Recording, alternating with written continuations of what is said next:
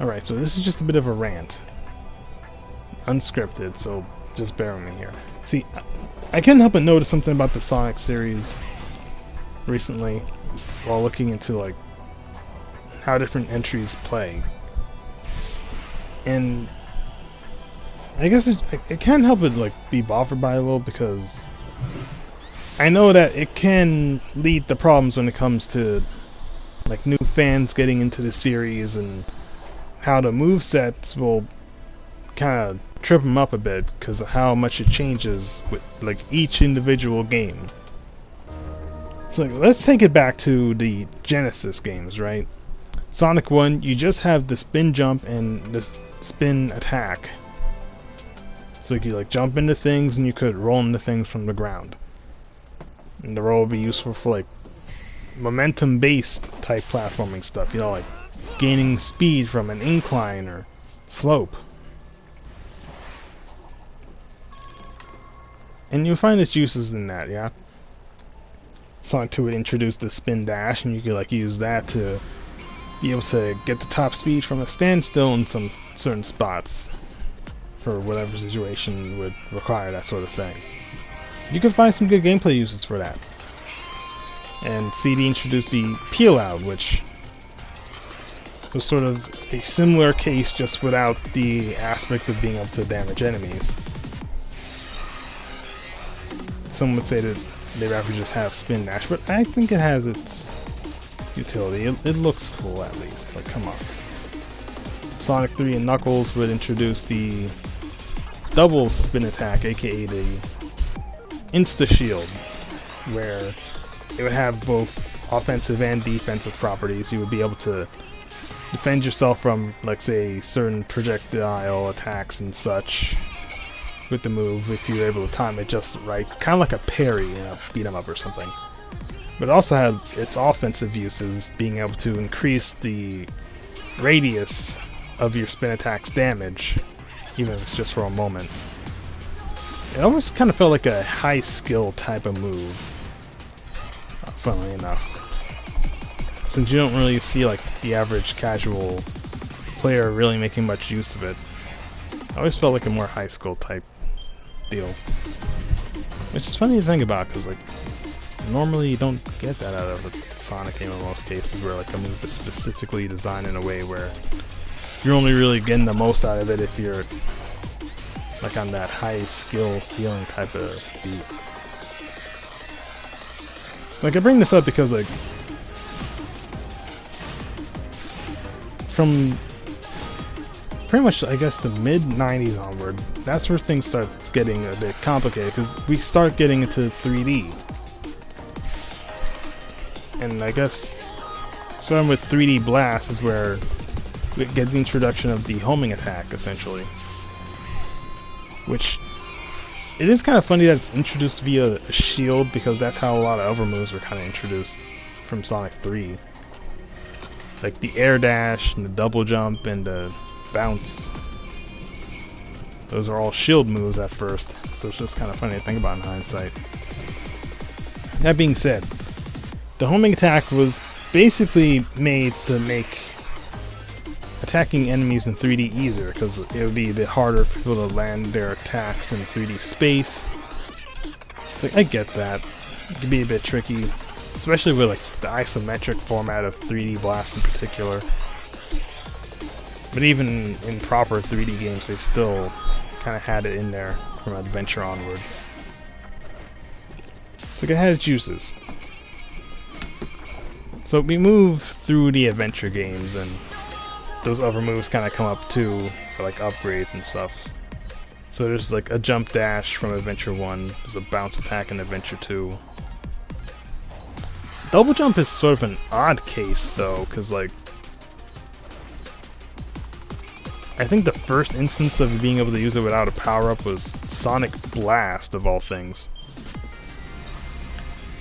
And then you don't see it again until Sonic R on the Sega Saturn in 1997. And then the move is just gone entirely until like Sonic Colors in 2010. I don't know what the heck happened there. And even then, like, it's still sort of a weird off and off type deal, because it's not in Generations, but it's in Lost World. and I guess with Forces and Frontiers it kind of just stuck finally. I don't know why. Like, yeah, in the adventure era, it was kind of just expected that you would jump dash by pressing the jump button twice. And I guess because of the way they designed the levels, there never seemed to be much of a need for a double jump back then, but they brought it back in colors, and now it's just here to stay, I suppose.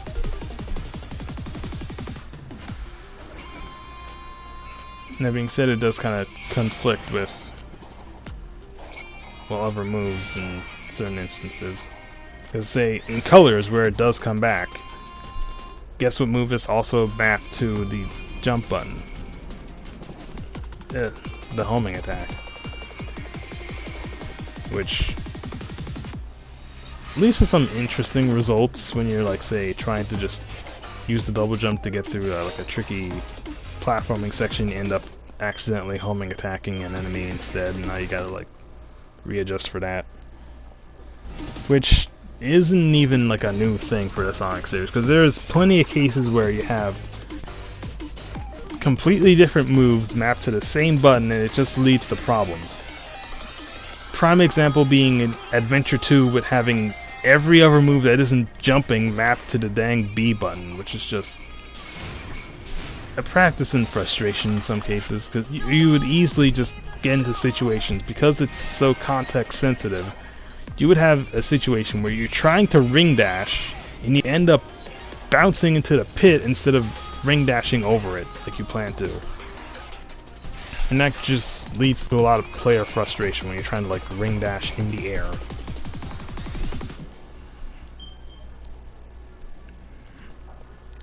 Not only that, there's like the case of Unleashed, where you have the homing attack on the square button, but they also put the boost on the square button. So now it's sort of a case of, if you're not like quick to notice the cursor that they added from that game onwards, because like before Unleashed there was no cursor for homing attacking enemies, you're either going to homing attack into something or you're going to air boost off into who knows where whenever you just press this one button. Needs to say that was so much of an issue that they kind of had to move it back to the jump button from colors onwards, which led to the problem with the double jump, because that's also on the jump button. And then they get rid of it in Generations, so now you just actually, no, so nice with this other move. Okay, so jump dashing, introduced in Sonic Adventure, right? It's pretty much the move that you do with the jump button in the air if there's no enemy to homing attack. It's just a dash through the air. Yeah. That move pretty much sticks throughout the adventure games, even in Heroes and Shadow. I think it's absent in Sonic 06 for some reason. Not really sure what happened there, but from the 3D boost games onward, it's still technically there, but it's not mapped to the same button as the jump button anymore. It's mapped to the same button as the boost button. There's too many things on the dang boost button. So you can imagine how this kind of leads to like some issues, because you have, say, like at the start of Unleashed, you just had your boost from the ground, and then you have like an air dash, but then you get the air boost upgrade, and now you're able to do the air boost instead of the air dash, and it's like, it's basically the same move, just kicked up to 11 in terms of distance, which I can imagine leading to some problems for a lot of players, because like, say you kind of like get used to the air dash all this time, and now there's just, it's basically replaced with this other version that goes way farther, way faster, and you have to be much more quicker to react to make sure you don't overshoot and end up falling or something. Which kind of brings into play like the stomp, which I guess kind of works as like a means to make sure you don't overshoot your jumps when you're air boosting, but you know, not everyone's gonna like get the memo on that. And you gotta make sure like your timing is on point just to be able to do that properly.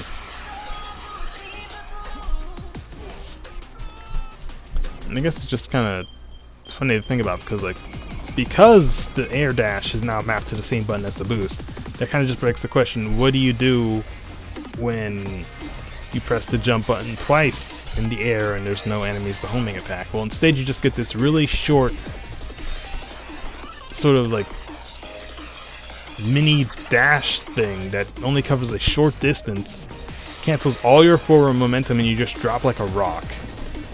And I know for sure like a lot of people kind of just didn't like that move, because why would you have this short air dash thing that cancels all forward momentum and just had you drop? Like,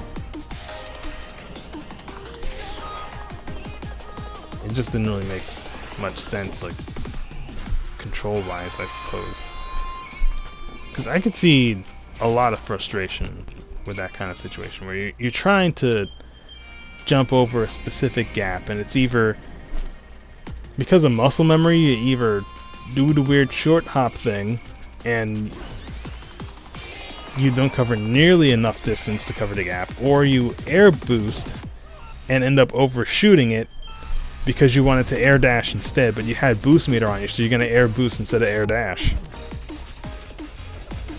It's like a practice in frustration.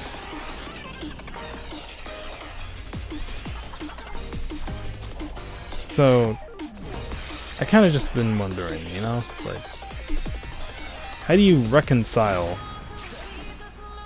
all this different stuff going on with the moveset and making sure that it's still intuitive in a way that doesn't conflict too much with other moves? Because like, you look at, say, the stomp move, which replaced the bounce, but there's like a situation where you have the ground variant of pressing that button, and you would instead just say crouch or slide, yeah, or crawl if you're playing Unleashed. I don't know how to cut it out, but they're just like a common thread of I press circle. I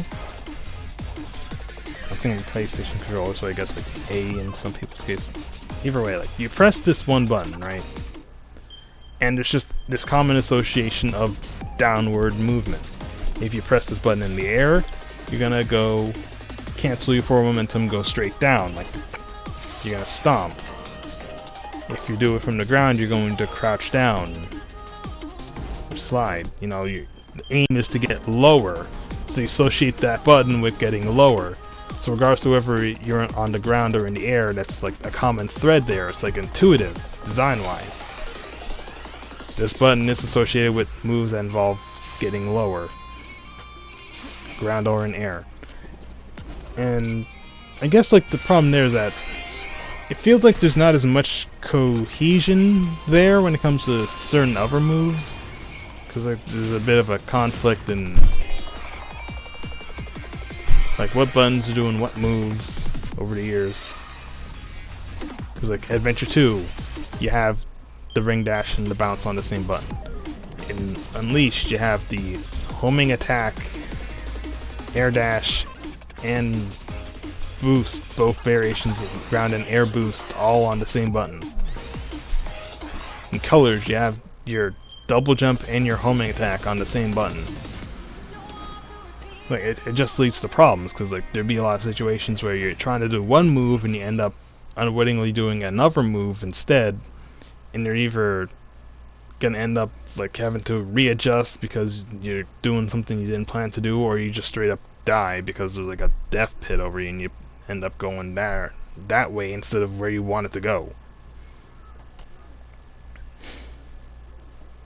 It's like I could see that being frustrating, especially if we get a lot of newer fans, because you know there's going to be like a new generation of fans every few years, especially with like the movies, how that got a lot more kids into it. Like you're going to have a lot of new fans come into the series, try to play all these games, and then just be completely blindsided by how different entries have radically different move sets with some buttons that are just completely conflating different moves on the same button, and it just ends up becoming a huge mess because you're trying to do one move and you end up doing another move, and it just leads to a lot of frustration. I can see it happening a lot. Like, even as like a longtime fan, I know that is a thing that happens a lot when someone gets into the series and they try to play one game. They get used to the moveset, and because of muscle memory from that one game, they end up just totally getting thrown off because the moveset of the buttons are all changed up again. Even when it's just the same playstyle. Like, the boost games alone have this issue where muscle memory can kind of trip you up if you're trying to play Unleashed Colors and Generations back to back, because Unleashed has the homing attack on a totally different button from the other two. Colors is the only one with a double jump in it.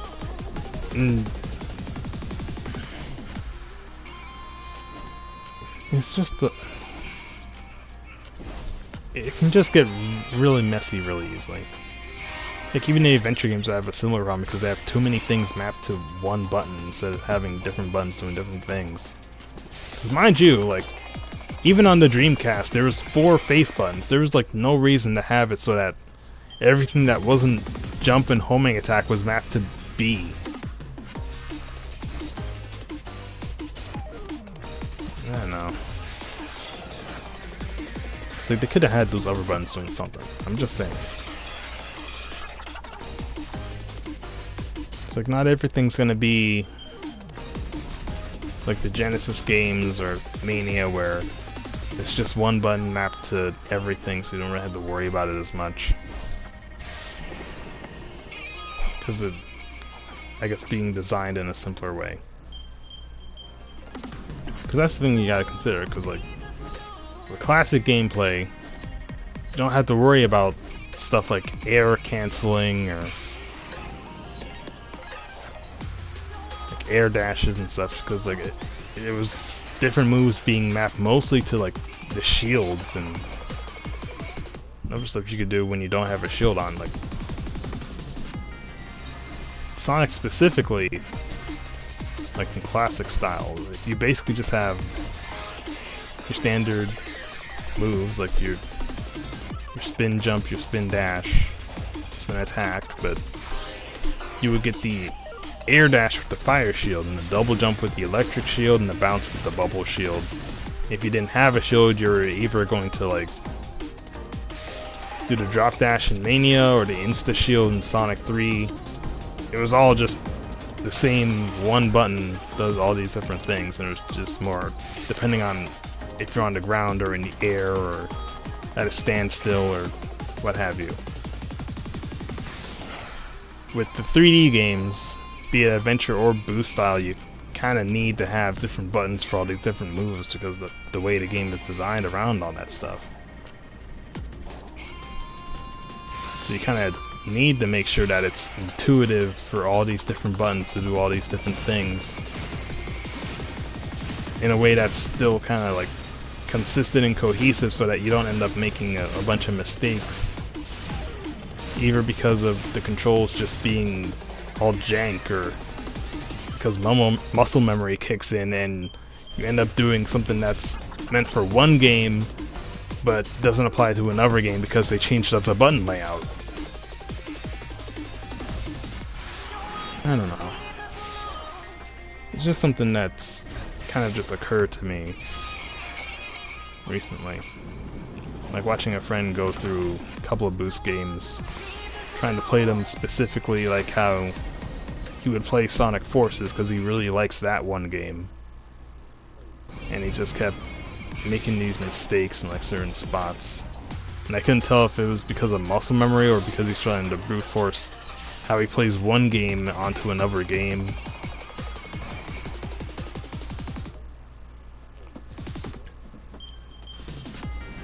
It's a weird thing to think about, because I know that this problem is gonna be a thing for a lot of newcomers if they try playing past games. You're gonna run into these issues, assuredly. Like, it's practically a guarantee. I guess I just wonder that might end up turning off a lot of potential new fans to the series, because it'll be like, they'll probably be annoyed by the controls because there's no real consistency between them all. Outside of, I guess, surface level stuff like boost games generally playing similar to each other, but the buttons are just all set up in a totally different way depending on which one you're playing. The adventure games just had that whole context-sensitive issue that kind of just persists. Like, it wasn't as much of a problem in Heroes, but it was still just very limiting when you still have, like, other buttons to do stuff with.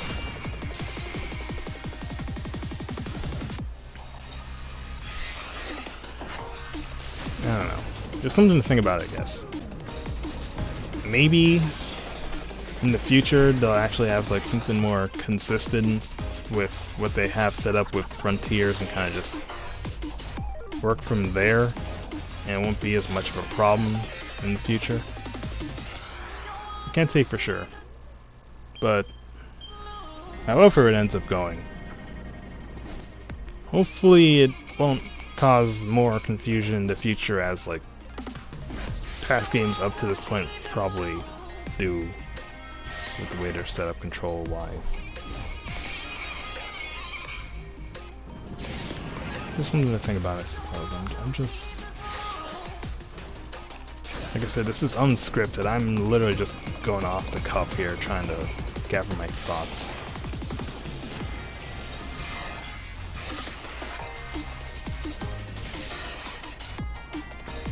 Say,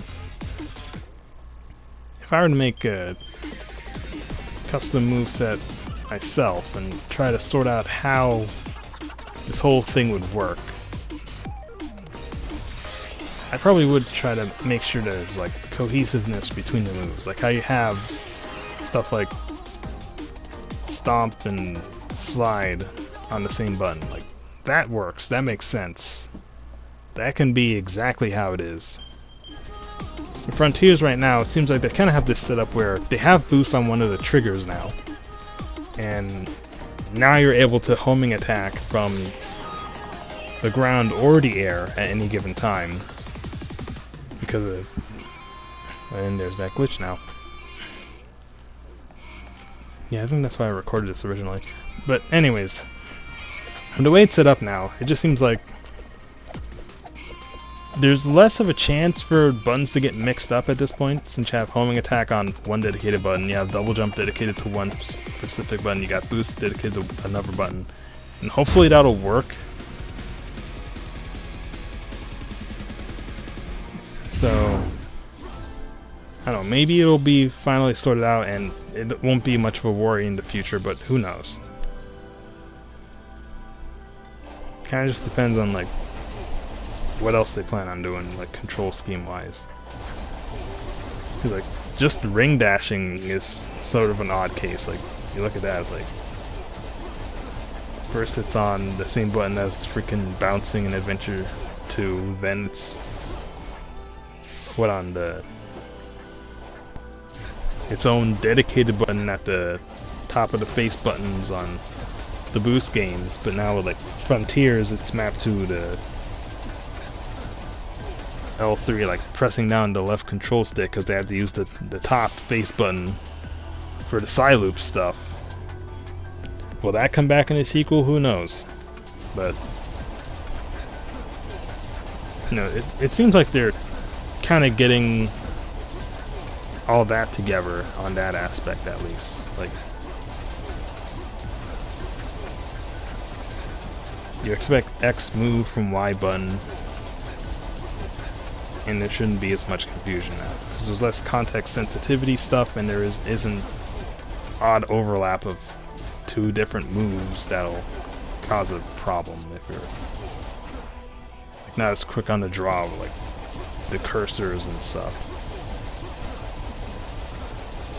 So yeah, that's kind of just a bit of a rant from me, and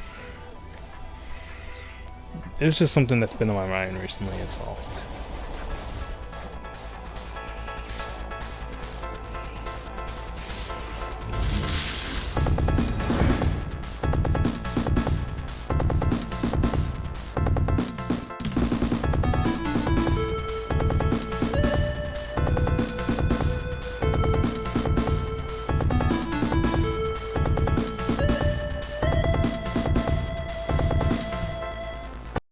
そして